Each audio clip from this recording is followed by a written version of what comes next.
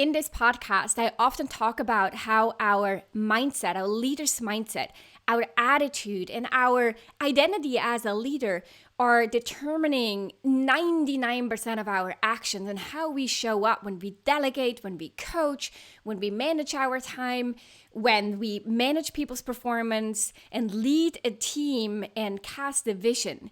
And the how-tos that we so often see and get exposed to when we're watching a LinkedIn course on leadership or reading a book, those are actually the top of the iceberg. So much of who you are and how you're being perceived as a leader and your effectiveness as a leader is coming from how you see yourself on the inside and the specific qualities and character traits or values and principles that you want to bring forth in your day-to-day role and being really intentional about cultivating those.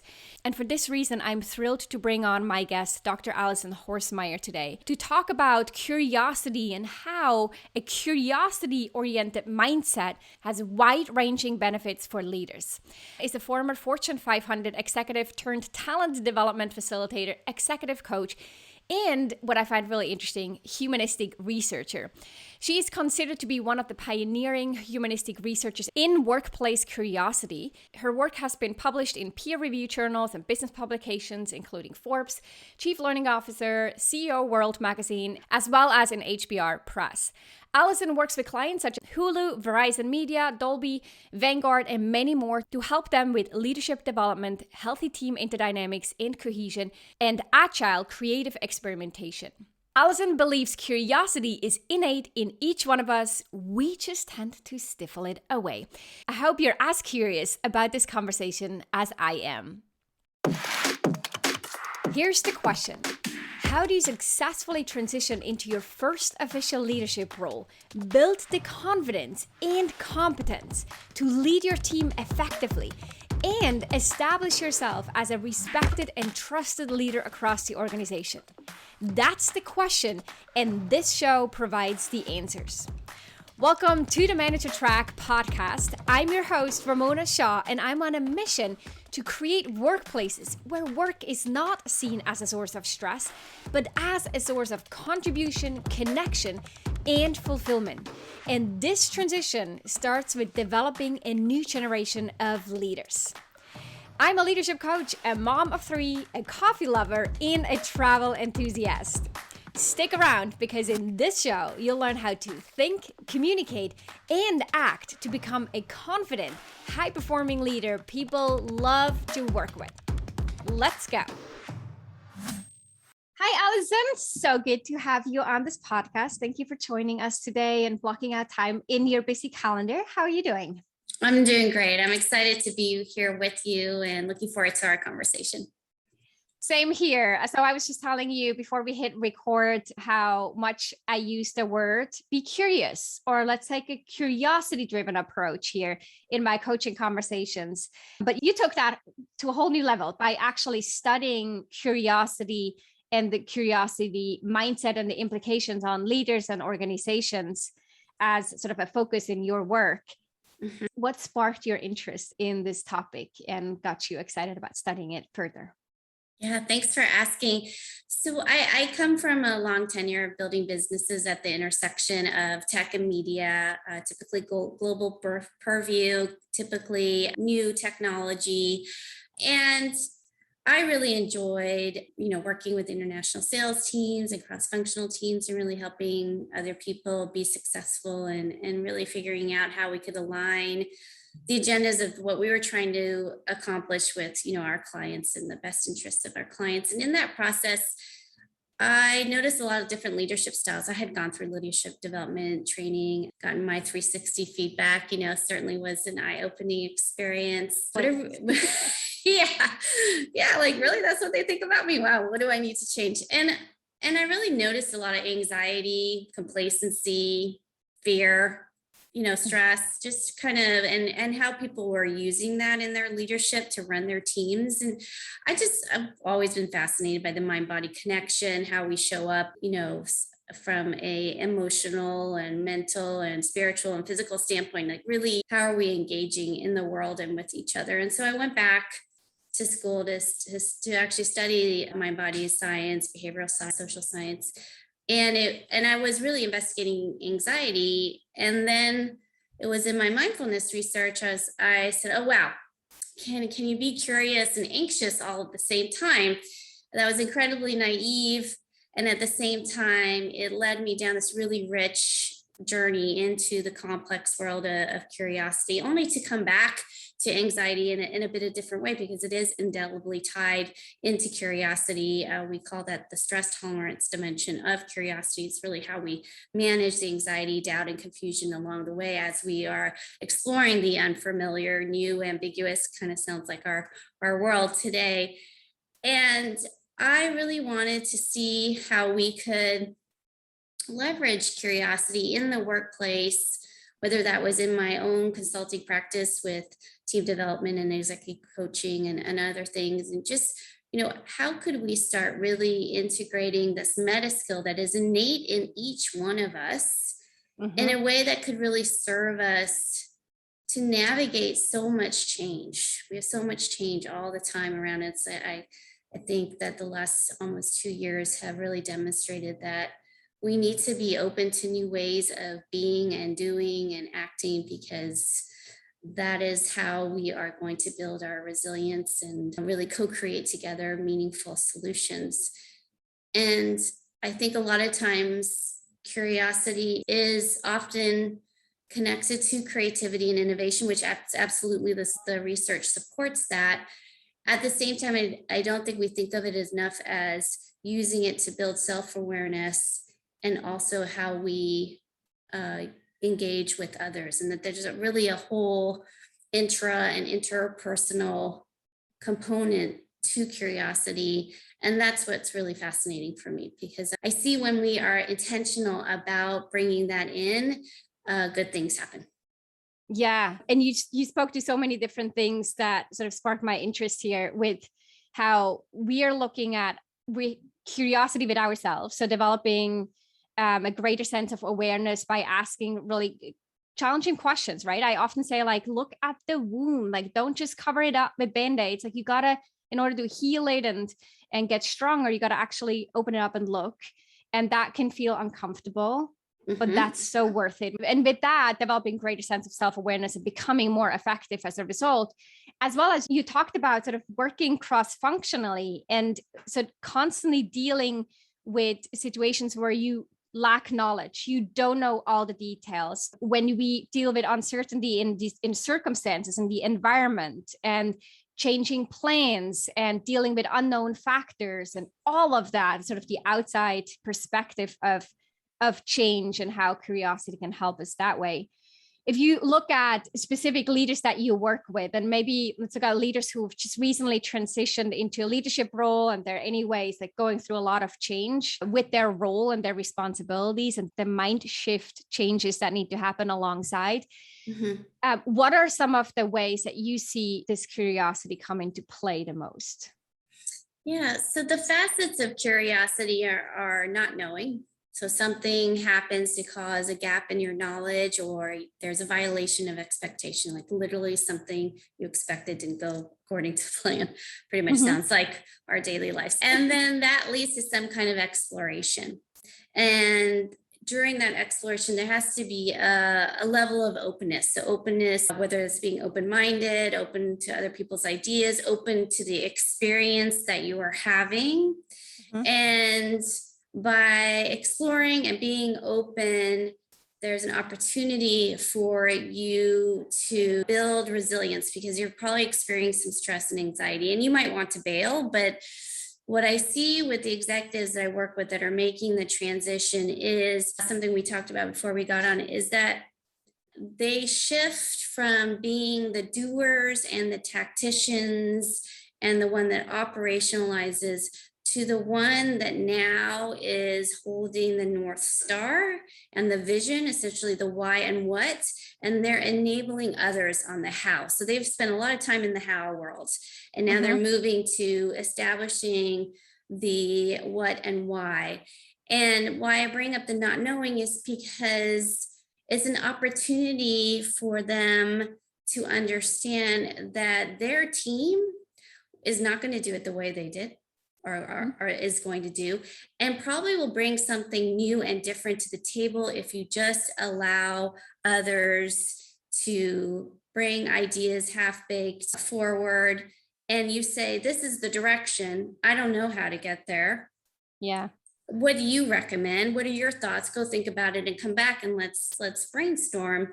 We see time and time again, I see it anecdotally as well as in, a business literature, that when leaders say, here's where we need to go and Hmm. why, and I'm leaving like up to you to figure it out. I'm here to coach you Yeah. and to work on it together.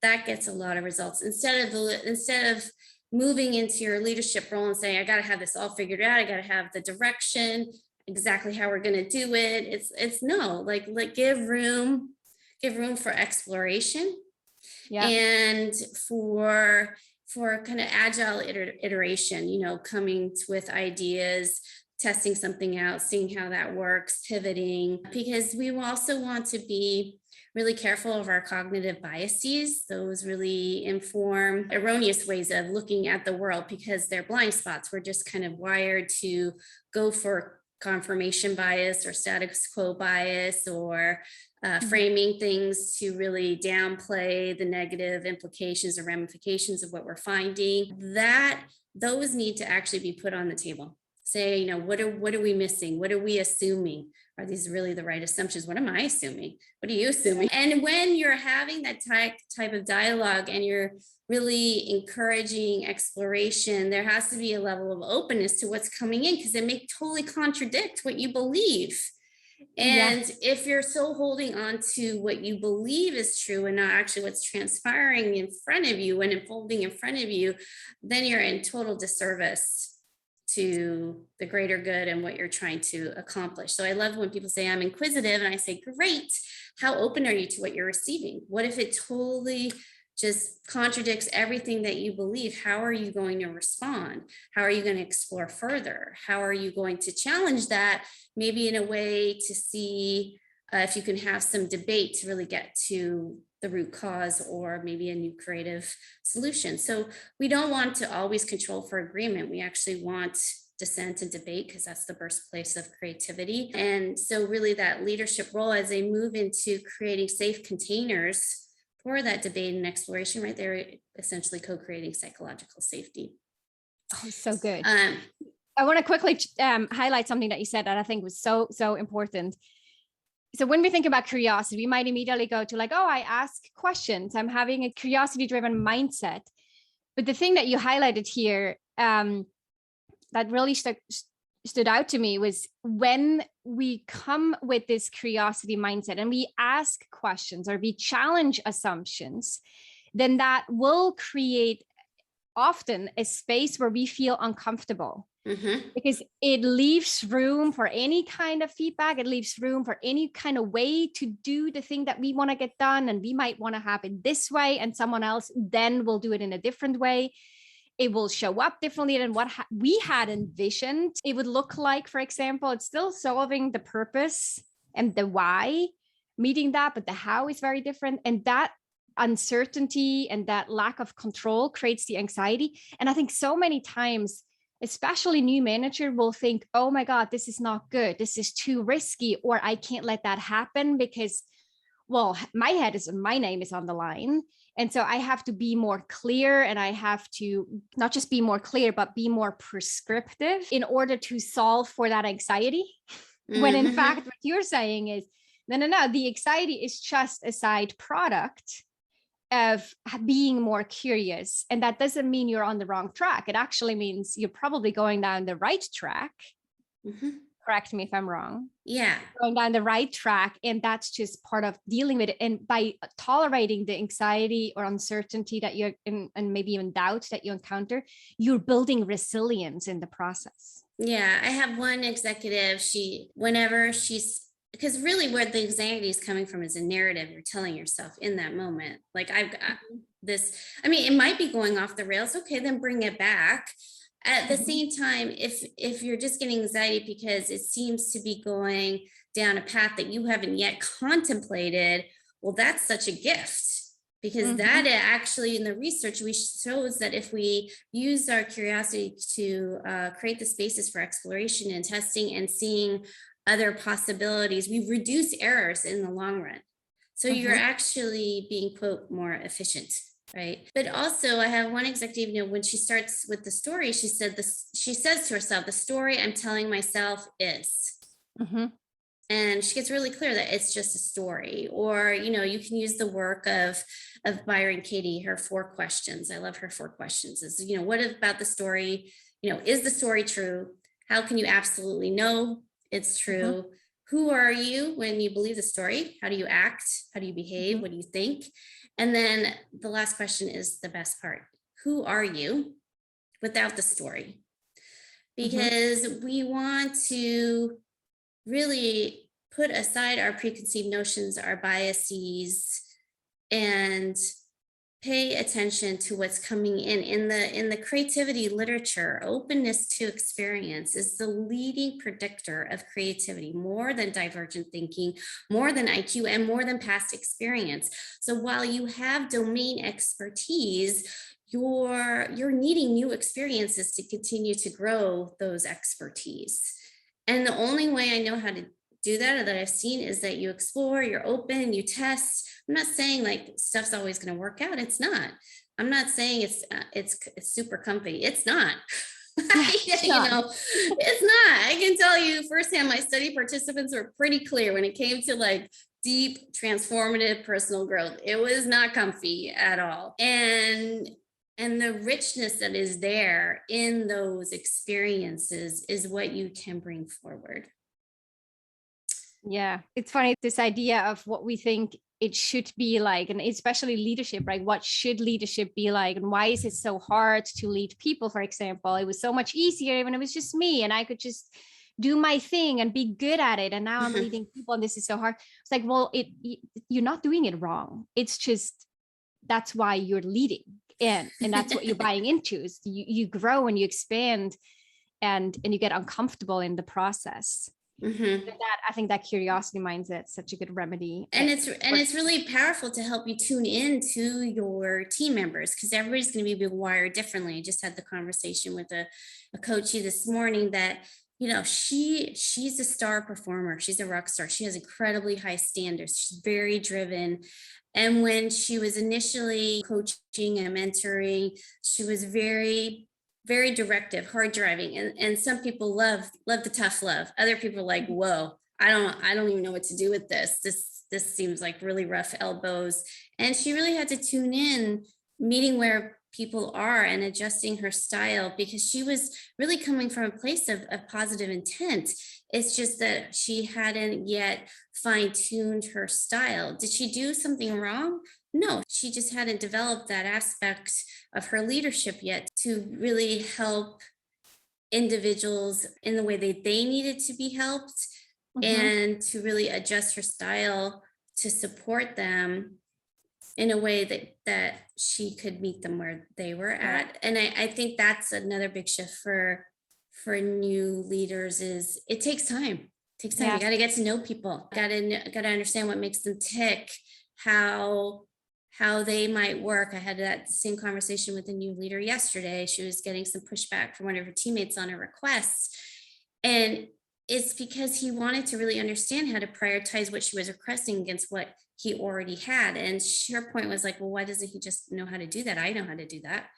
And it's like, well, because he's wired differently. He needs to understand the why, the timeline of the request, the why of the request, the timeline of the request, how this fits into his other work, what you're willing to have him trade off, and, bring him along to where you want to get. And then, maybe there's a chance for a more open dialogue. Hey, I noticed that there was some confusion on my request. What do you need from me in order to help you understand how to fit those requests in? Yeah. She's never had that conversation with him. Yeah. I think it's often the shadow side of this whole conversation around leadership styles. It's like, I get it. Like, you have a natural style. It's really important to learn and build awareness around your natural style. But then it's all about looking at where are people at and flexing your style to meet them at your at, like you were just saying. And no one has a crystal ball. I think oftentimes two people don't want to ask or don't want to look like they can't figure it out on their own, but we don't have crystal balls. No one does. So having the conversations, like looking for signals, asking questions. I love the question that you said is like, what are you assuming? What am I assuming? I thought that was a fabulous question, in the right context, just bring that up. And so like, let's look at our assumptions that we're actually not speaking because we think are just implied. Yeah, I see it time and time again. Assumptions are like the ultimate derailers. It's just Yeah. like, and your assumptions may be spot on based on what you've been observing, and they totally may not be. And so the thing with questions, can you get really good at asking open-ended questions that really foster, conversation. So those questions usually start with a what or how, even why can put people on defensive. Why is it that way? Instead of like, how might that work? Or tell me more about that. Can you walk me through your thinking? Help people unpack their thinking, because in that process, they might find their own incongruencies and own gaps and be like, hadn't thought about it that way. And so you as a leader are helping them do that. I'm not saying as a leader, you can't be decisive. You can, as long as you've done the homework beforehand. Yeah.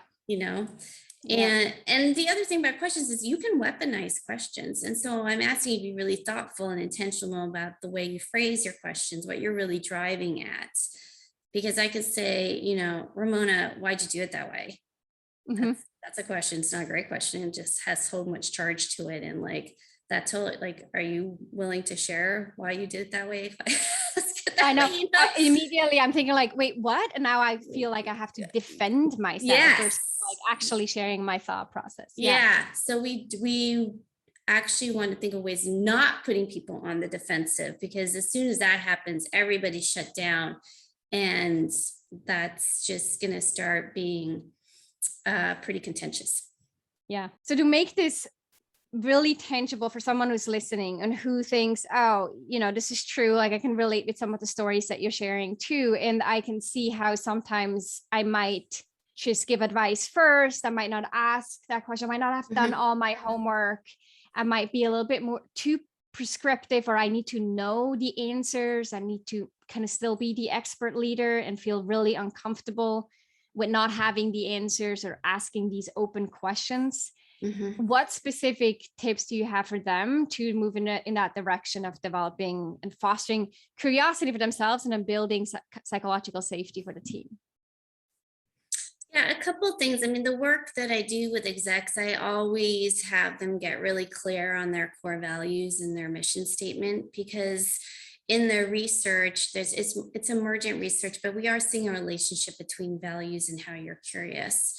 So if you enjoy autonomy and stimulation and creativity, you may tend to be a natural explorer. If you value, security and tradition, I'm not saying you can't have those values. Those are about staying safe and self-preservation. And just know that typically when your anxiety is going up, that value might be in overdrive because you're feeling threatened for some reason. And the curiosity in that moment is up to you to pause your story, check out what's really going on, so you can get clarity of what is going on, where this other person is coming from, whatever, or go get the information that you feel is missing that can give you more insights to what's going on instead of spiraling into your stories and assumptions. Yeah. And why I use the values and the mission statement, because those are your touchstones to really guide you. If you connected to a mission statement regularly, would you show up differently? How would you focus on how you're showing up? The curiosity in there is maybe you would set an intention every day with just one word. I'm going to be kind today. And then check in at the end of the day. How kind were you? There's different exercises like that you can do. The other thing is that, we want to embody and explore our mindset in a way that helps us to rethink. So using the time for review and reflection. I had a development team. They incubate a new inventions in the medical field. And they were doing experiment after experiment after experiment, and they were not getting anywhere on this particular initiative. And they were doing so many experiments, they lost track of what experiments they were doing, and they were actually redoing the same experiments. And finally, somebody on the team said, why don't we stop, take a look, and let's review what we've been doing and see what's actually coming forward, and really rethink this. And so my point is that review and reflection is such an integral part of leadership. I see it time and time again. The executives I work with who get really good at reflecting on how they're behaving, reflecting on how their team is behaving, reflecting on how something just went, how a pilot in the market went, having the time to pause and really, ask some of the harder questions, like, did we do what we set out to do? Why did we get derailed? Maybe there's a new insight in that derailment. I mean, we see that in technology companies all the time, where something doesn't work out and then they figure out from that a new feature, and it's like a whole new way and evolution of the next product. And so that leads into reframing. How good are you at reframing? Reframing means looking at something the other way. So a great example, I believe it was in one of Harvard Business Review article, where the writer talks about the elevator. The elevator is too slow. And so you would automatically go to fix the elevator, right? Try to make it faster, or try to solve it that way. And then what if you reframed it as the wait is annoying? Then you would be putting in music or mirrors, or I don't know, you would be making the ride more fun. So how are you reframing issues to really get at the crux of the issue, even before you start solving things? I think we jump into action. Our action bias goes into overdrive. That's also something to look for.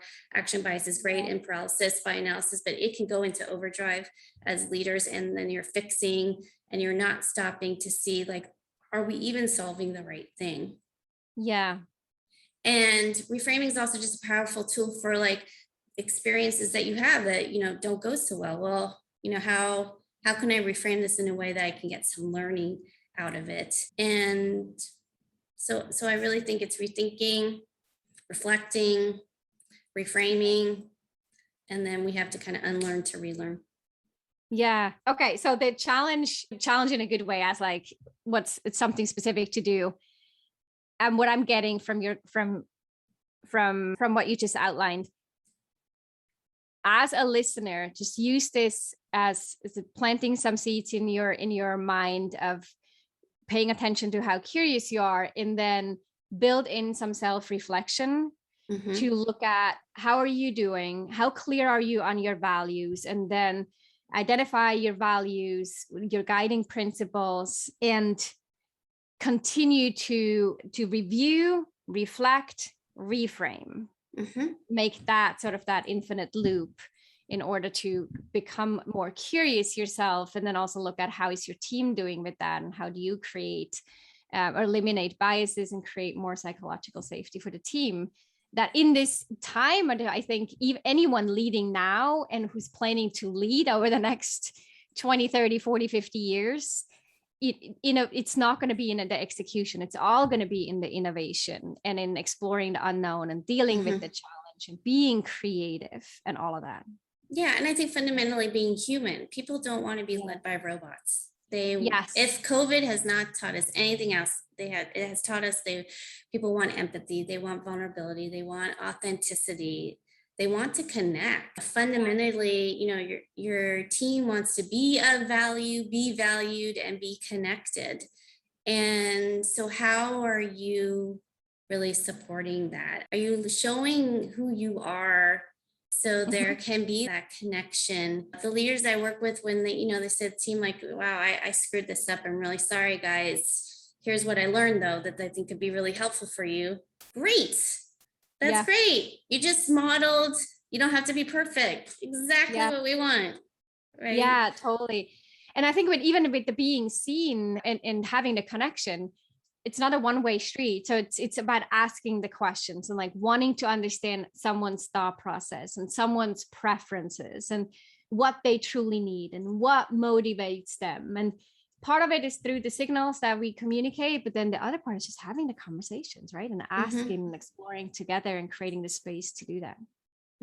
Exactly. Yeah. It's really about perspective seeking. You don't have to agree. You don't have to take somebody else's perspective, but you certainly have to seek somebody else's perspective to understand what's going on.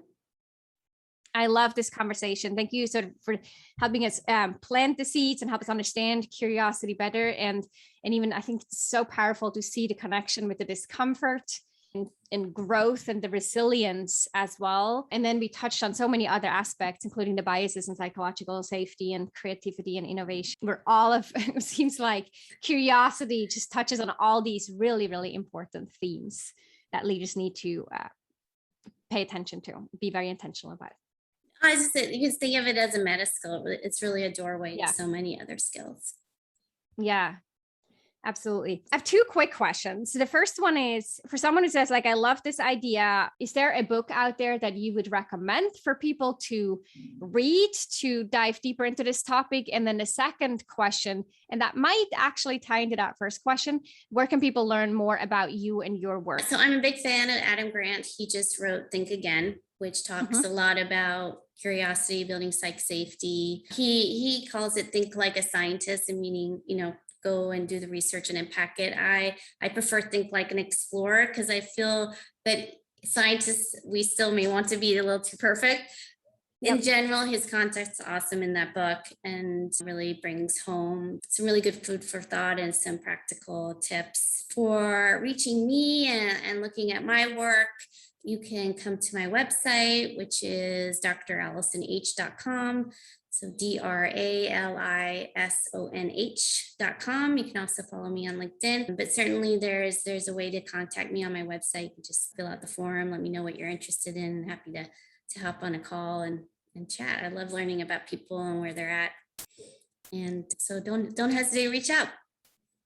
I hope you take Alison up on this offer, and we will, of course, include the link in the show notes so you can check out her website and connect with her on LinkedIn. Thank you, Alison, so much for being part of the Manager Track podcast and sharing your wisdom with us here. Thank you. Thanks so much for having me. If you love this show, then you love even more my free training for new managers. If you haven't watched this training yet, then I'll strongly encourage you to sign up at ramonashaw.com/masterclass. You'll discover the key shifts you'll need to make as a new manager and the number one most common mistake to avoid. Plus, you'll walk away with actionable tips that you can apply in your role right away. Go to ramonashaw.com/masterclass to sign up.